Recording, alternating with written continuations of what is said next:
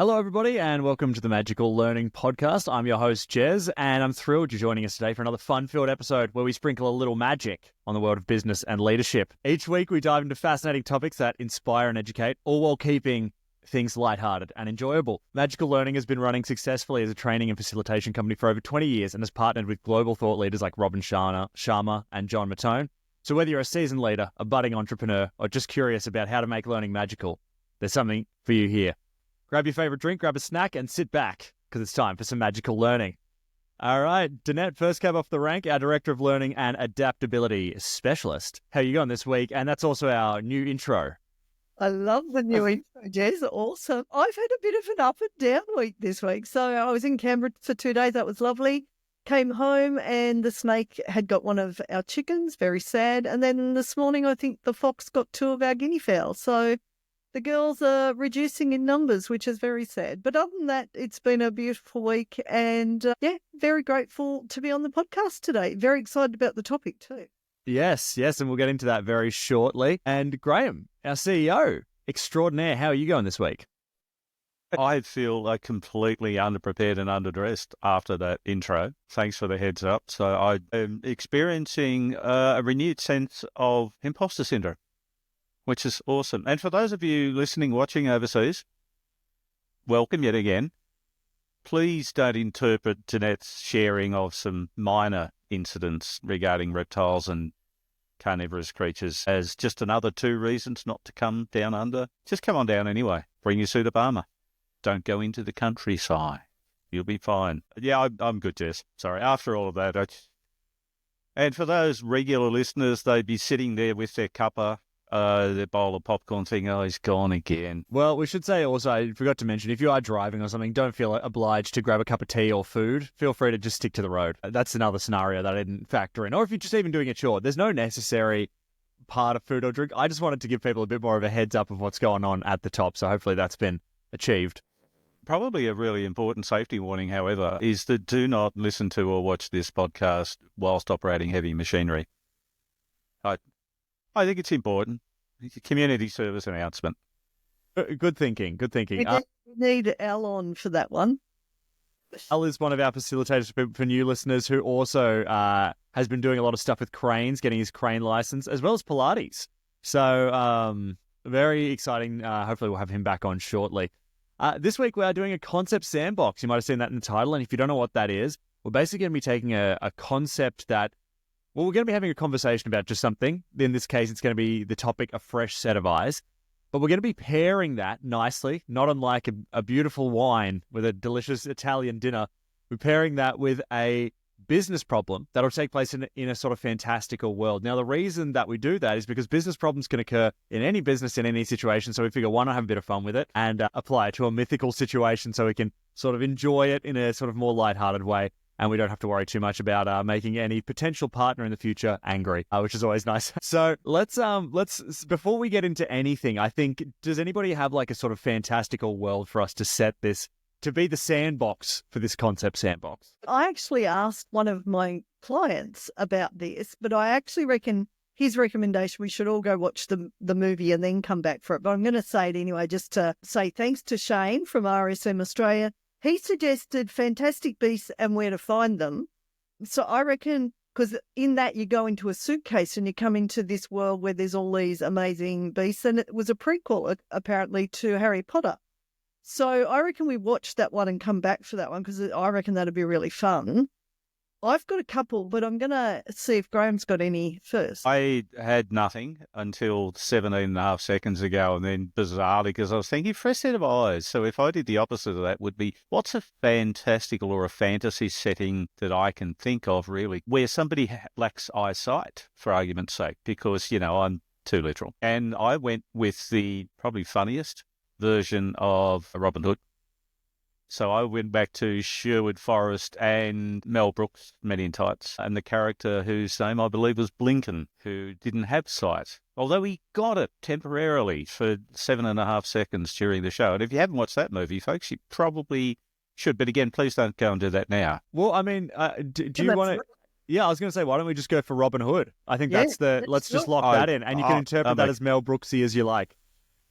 Yep, okay. But I also take, so Shane, thank you for the suggestion, and we'll add it to the future playlist of movies Yes. for Fantastic Beasts.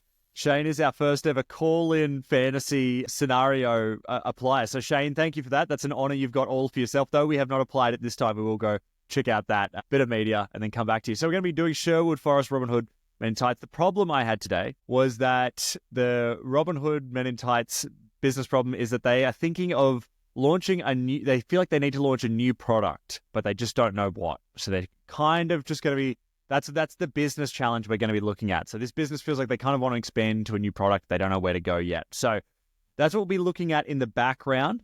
But we're going to be sharing a story or two or an insight or a fact about a fresh set of eyes and what that means to each of us. So, Danette, did you want to... Oh, actually, Grahame, why don't you kick us off? I always start off with Danette. So, Grahame, did you want to kick us off this week? That's usually just because Danette is more punctual than Grahame. But I'm considerably older, and it just takes a lot longer to do. I think Ches will be going, this is going to be hard to edit in post. So hard. All right, fresh set of eyes, a new product. We need some new blood in the merry band of freedom fighters in Sherwood Forest. I do like the idea of a fresh set of eyes. I guess it's always there's always the opportunity.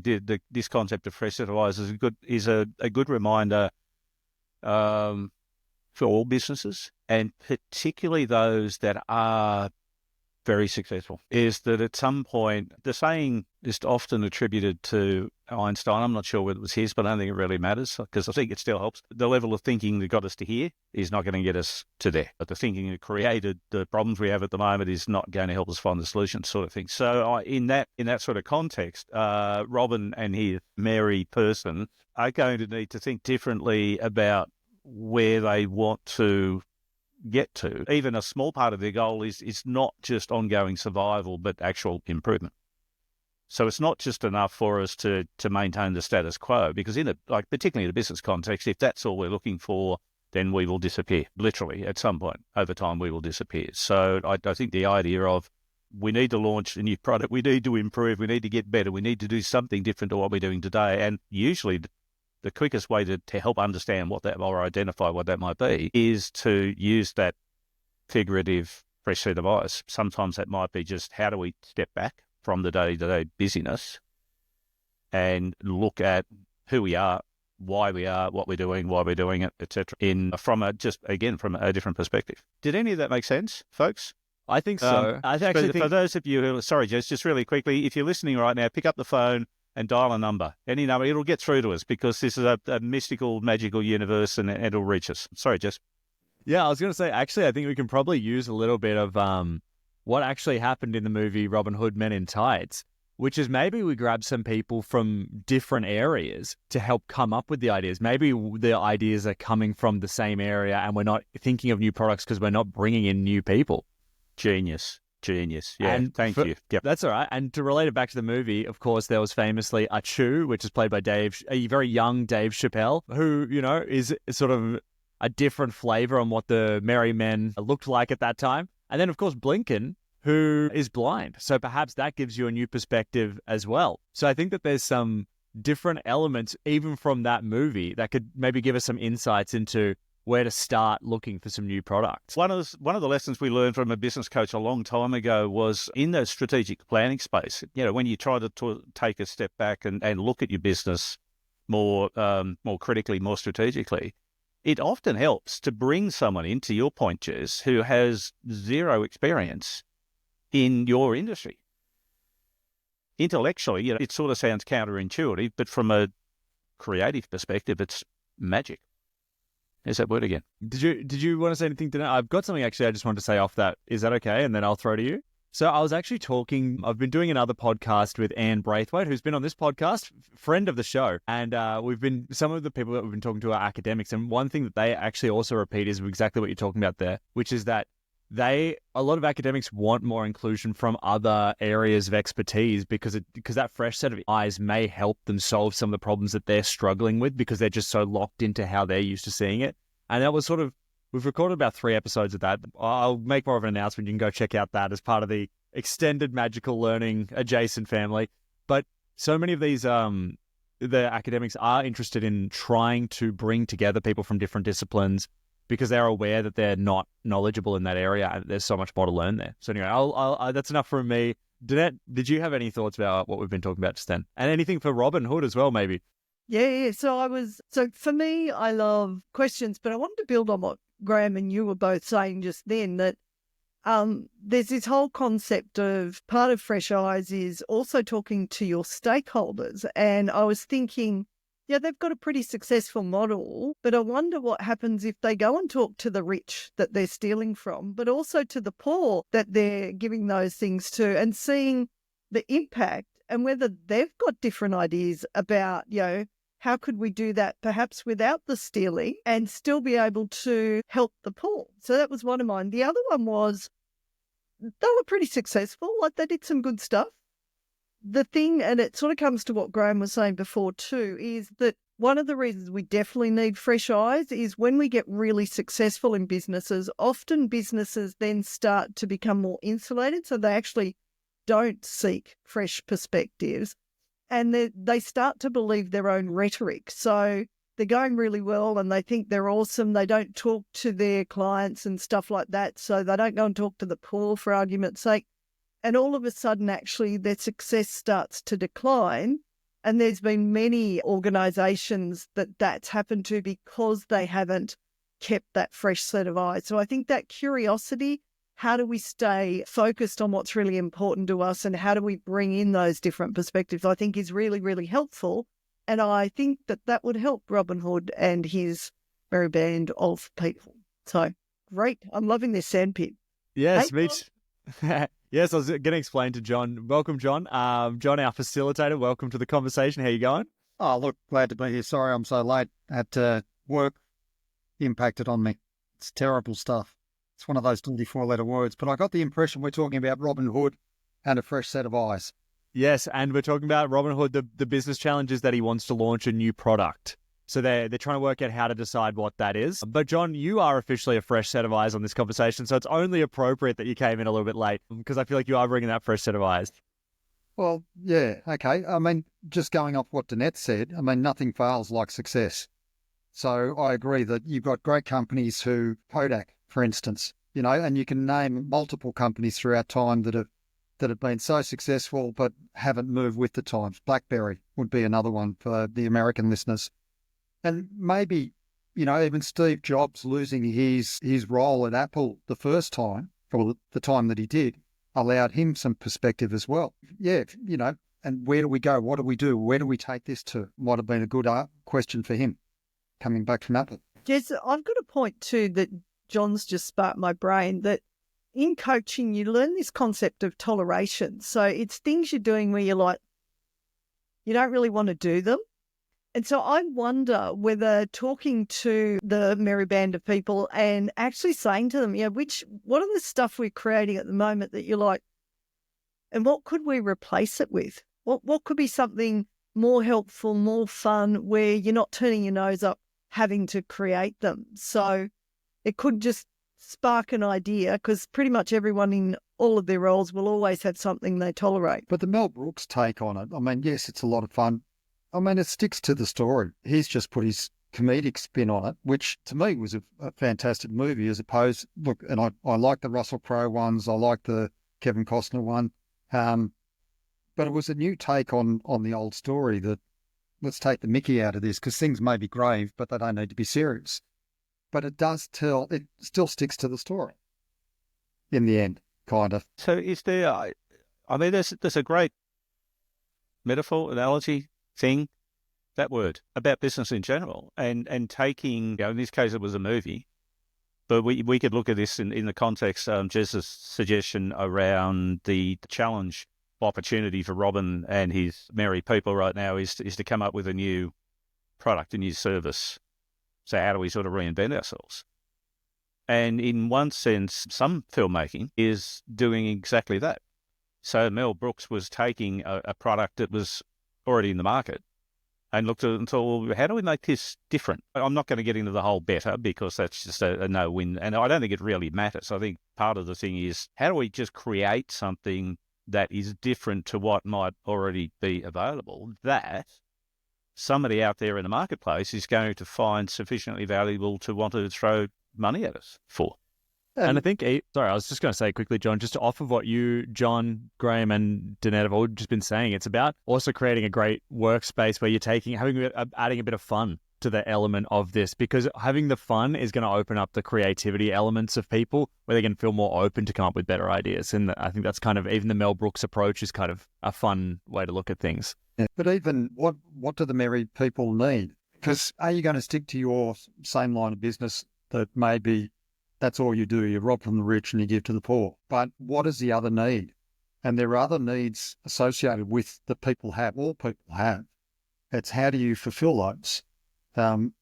So I think I've got something for you, John, because I think this features in not only the Robin Hood from Mel Brooks, but also the Robin Hood from Shrek. It's the entertainment portion. It could be the new service. They do a lot of singing in presenting things. So perhaps there's, when robbing rich people is getting a little tough for some additional product or some additional cash, they could potentially do entertainment.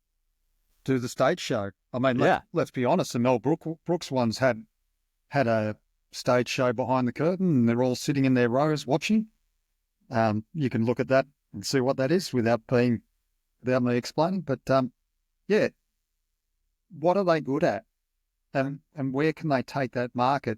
Because the need is there. And stage shows, for instance, is going, well, entertainment of whatever sort, is going to be well accepted by a lot of people. Yeah, getting out and getting on Broadway might have been the next step for them. And I was just thinking, to sort of riff off that, is what if they created a show where they fed people and the people could be the rich, so they perhaps give them a VIP experience, charge them, that subsidises the poor in this instance. Maybe they also buy the food from the poor so that they create this whole sort of thing that utilises from the earth through people's bellies and back again, so that everyone wins. Robin Hood. Well, feeding on that though, Danette, I mean, if you put on a stage show, only the rich would be able to afford to go. So you'd be charging them, and yes, you then buy the product off those that are working the land that have no money. Yes, you create a whole enterprise around that gets supported. And as long as you maintain good entertainment, the rich will keep coming.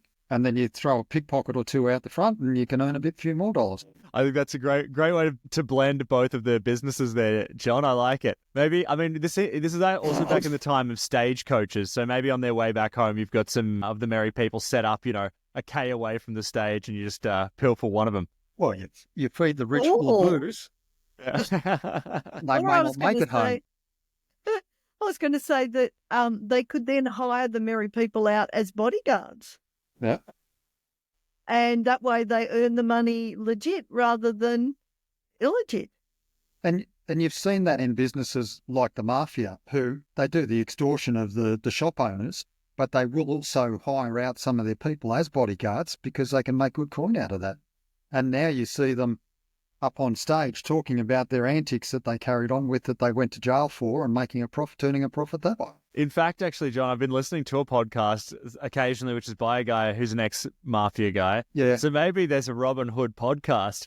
If they can work the technology out, perhaps they can talk about some of their hijinks and get some advertising revenue onto the Robin Hood podcast. Absolutely. But again, it's utilising what they naturally do, and people are interested. People want to know. You think of any of those sort of groups, whether it's Robin Hood or Highwaymen or Ned Kelly or whatever, people wanted to know what they were doing. Now, back in those days, they didn't, and don't get me wrong, don't go into becoming a criminal, but there's plenty of podcasts around, whether it's an ex-mafia guy telling his tales, whether it's someone else talking about the mafia, whether it's someone else talking about White Earp or Robin Hood or whoever. People love those stories.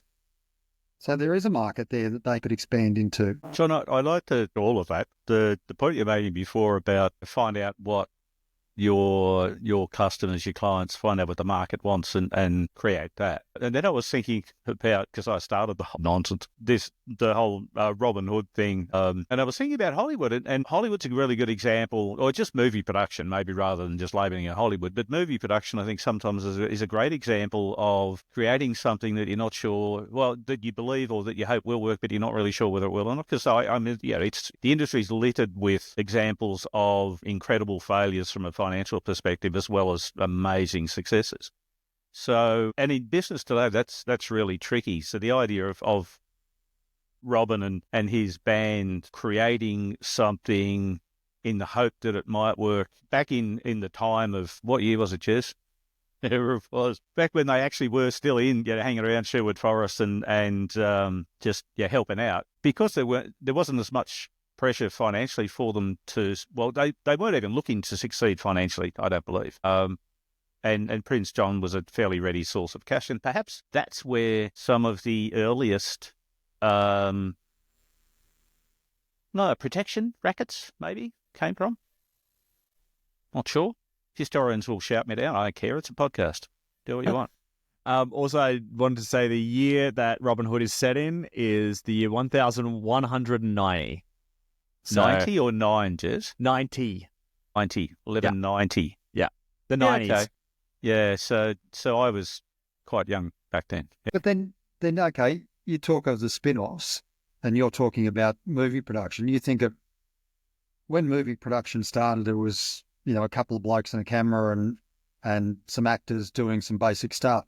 Look at the industry that's grown up around that progressively over time. And there are roles for so many people off that are behind the camera.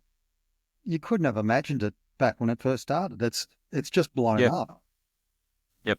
So if you're going to look at business, it's, I guess, start with where you're at and try different things, put a budget against it so that you're not just throwing money after money at it. Yeah, I mean, try different stuff. Yeah. Sorry, Danette, you go. I was going to say, so to that point then, one of the things we could do is beam into Sherwood Forest AI and see how AI could give a fresh set of eyes, not to solve it, but to partner potentially, just to see with what sort of things, if we were looking forward to the future, what might be some potential new possibilities in terms of business ideas. That's my thoughts. Just to clarify for those sitting out there trying to reconcile the year 1190 with artificial, we are talking artificial intelligence, not the other AI. We are talking artificial intelligence. So because I do a lot of work with farmers at the moment. Sorry, John, we might not have shared this, but one of Jez's suggestions early on in today's session was bringing different. So in the case of Robin Hood Men in Tights, one of the ways of helping to identify new potential services, products, etc., is to bring different people in. So in Men in Tights, there were different characters like Archu, who was culturally very different to most of the rest of the band. And we also talked about my favourite, Blinken, who had a great sense of hearing but tended to walk into things. And then we were talking about, great piece of advice that we got from a business coach a long time ago was, when you're looking at your business strategy, sometimes the best thing you can do is bring in somebody or other people who have no experience in your industry at all. So this concept of fresh set of eyes. So I was thinking with just wrapping all of this up into something that makes sense for at least two people. In this context of Robin Hood, Sherwood Forest, Danette's comment about bringing in AI, and even if we can't borrow the TARDIS to go back and do that. And if you are listening, folks, and you think, what the hell's a TARDIS? Then shame on you. So when you finish listening or watching this podcast, you go and find out what a TARDIS is. What if they just got some people in the security industry from a different part of England and brought them in? And are you listening to your stuff? Sorry, Danette, go. I was just going to say, maybe even from a different era. So if we can bring in artificial intelligence, maybe we bring security people from different ages, potentially. Sorry, John, over to you. Do you bring in, automatic weapons? Like how? No, but rather than bow and arrow, you take an automatic weapon. Give that to Prince John or King Richard and see what happens. But we talked sort of about this prior to Christmas. We're talking about relationships, or I can't remember the conversation. And I remember I made comment about go and talk to someone you don't like, because, you know, you're talking about a fresh set of eyes. We go to people that we like, who have had common experiences as us. So therefore, we're getting the same sort of feedback all the time. When you go to someone you don't like, or you've got no experience with, or from a different part of the forest or a different part of the country or whatever, they're going to give you a very different experience that you may not see. So, yeah, talk to different people. That, John, because what that helps us overcome is confirmation bias, because we inherently, that's why we go to people who think like us, sound like us, etc. The problem is it gives us blind spots. So being able to talk to, you know, whether it's someone we don't like, whether it's someone we don't know, that just gives us a broader perspective of what could be possible and potentially what the market might want that we can't see, because we all think similarly if we're Robin's band of merry people. So, yeah, so who could they be talking to that actually would broaden their perspective about what others might actually need? I really like, one of the things I often do is compare and contrast stuff. So I'll go, let's say they're looking at bows and arrows. I go, okay, what is this similar to, but also what is it different from? And could we combine that to create something new? And here I'll use the iPhone as an example. You know, people prior to the iPhone had a separate camera. They had a separate phone. They took notes by hand, or they had their laptop or whatever. And I like that they combined a number of things. So I wonder if comparing it to different things and contrasting could actually highlight that there's maybe something that we do like the iPhone that is multiple things rather than just one. Or the other thing I love to do is, what do they stop doing? Because maybe there's something they're doing that actually is not making them happy, not making them effective.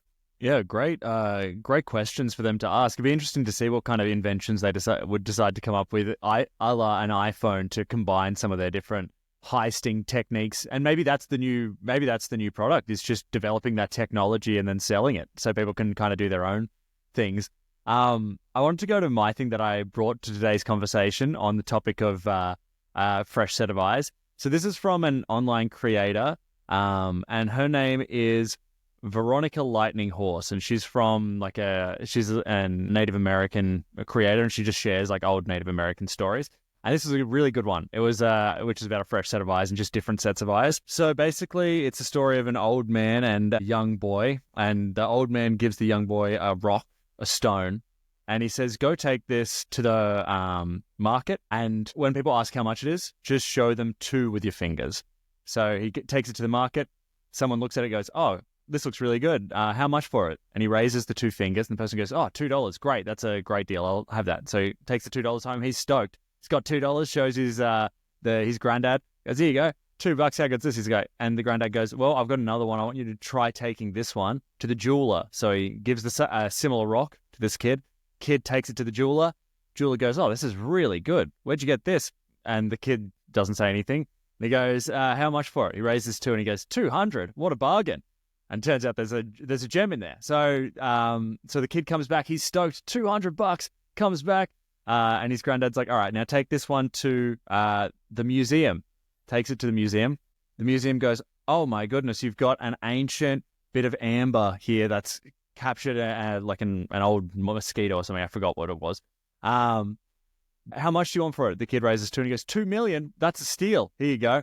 Gives him $2 million. And the idea of this story is that it's not necessarily the object itself that has any value. It's what people can understand and bring to that creates the value for that thing. So I guess using that element to the Robin Hood thing, I guess their question could be, are we even in the best area to do this? Are we helping the most people? Is this the right location? Perhaps we could be a more valuable stone to another set of people. So that's another thing to maybe look at. Of that, Jez, can I tell a story that sort of adds to that about value? I heard a story once about this person who handmade furniture, and they were new to that career. So they basically just charged for the parts, really. So it was beautiful furniture. And they used to go to this really reasonably exclusive market. And every month they'd go home and they, like, if they were lucky, they'd sell one piece, but most of the time they sold none. And one of their friends said to them, this market expects it to be expensive, so triple your price and see what happens. And the next weekend, she sold out.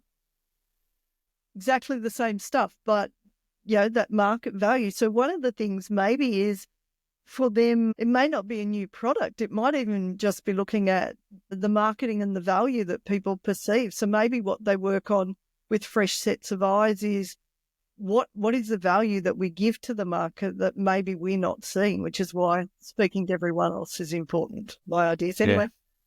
Great stories. If we go back to that sort of fresh set of eyes line or theme, getting different perspectives sometimes help us value what we don't value. And contextually, that's us as the service deliverer or the provider of the product or the service, so we don't necessarily value it. Maybe because we made it, maybe because we have some imposter syndrome stories around what we think it's worth, and therefore we just put a value on it without ever finding out what other people might think it's worth. Cool. Which is what both of you just said. I just like talking out loud. I find value in that. Well, look, I think it was a good way to summarize it all, Grahame. So that's good. But speaking of summarizing it all, I think we're kind of getting towards the end here. So Robin Hood, I guess, do we have any final thoughts on today's conversation? I might start with you, Grahame, here. Do you have any final thoughts on Robin Hood, what he should do, and even today's conversation on a fresh set of eyes? Well, I think part of the story that you shared, Jess, was one of the things that came to me, and I talk about this a lot, and I apologise, except I don't, and that is why. Now, going back to why do we exist as a band of merry men, as a band of people who are looking to reassign some of the recognised wealth of certain individuals to other individuals who don't have as much. And I think getting that different perspective, and even asking other people about the whole why question could definitely help. Sometimes we need to reframe or just come up with a new why because the old one isn't relevant anymore. I was going to really quickly just tag in because I can. Van Helsing, the movie. So I was thinking Robin Hood, merry men, tights, all that sort of stuff in the forest, bows and arrows, staff, in the case of Little John. What if they bought I think it was a cross between a minigun and a crossbow that fired, 20 crossbow bolts a second sort of thing. What if they had that? Great topic, Jess. Thank you, as always. Look, I mean, that's also a good one. I think the cool thing about today is we haven't just talked about specific items that could be available, but a whole spectrum of things, from being in theatre to protection to podcasting to the TARDIS to even down to staffs and crossbows. So I think that there's a lot of options. I think if I was Robin Hood, I'd be pretty stoked with this free info that we've given him. Danette, did you have any final thoughts on a fresh set of eyes in today's conversation? I think it's a great topic, and I think that no matter whether you're a startup, it's a business idea even, so you haven't even started up, through to you've been in the market for a long time, I think being curious, asking questions, trying to pick different people's brains, particularly people who you may not have dealt with before, is a really good way of staying wide open to possibilities. So I think it was a great podcast, and I reckon, just to counter Grahame's thing, shooting lots, could they come up with something that no one gets harmed with and it makes the world a better place? So again, that compare and contrast, maybe they can do something that actually harms no one and maybe helps others. So who knows? Great topic. Thanks, Jez. Robin Good, in a way. Very nice. Thanks for that, Danette, and great insights as well. John, any final thoughts on today's conversation, fresh set of eyes, and Robin Hood, what he should do? In terms of businesses and Robin Hood, you don't have to go, a million miles away or across the other side of the country to get perspective. A lot of decisions are made in bigger organisations by management. But when was the last time management went to the coalface? And you see it in shows like Undercover Boss. For me, I find that a really interesting show, that they go down to the coalface, and I get that they handpick who they're going to sit them next to or work next to. I get all of that. But they get to see the business and how it actually works or operates, or doesn't, for that matter. So management needs to get out of their ivory tower, or the leaders need to get out of their ivory tower, and Robin needs to go back to his merry men and say, how are we doing? What can we be doing better? Get that feedback as a start point. and they may have a lot of creative ideas as to what we can and can't do, or what we can drop, what we can do better. Well, I love that. And thank you all so much for some great suggestions today. I think we've had a lot of fun. And I think that, as I said before, we've really handed out over some really good ideas for the whole team over at Sherwood Forest to sort of percolate on. I want to say thank you all so much for doing this Concept Sandbox again. It's always a blast. I always have a great time. To everybody that's been listening and sharing, thank you so much. We're now over 3,500 subscribers on YouTube. So thanks for sharing, everybody, and thanks for listening. And as always, everybody, have a magical week.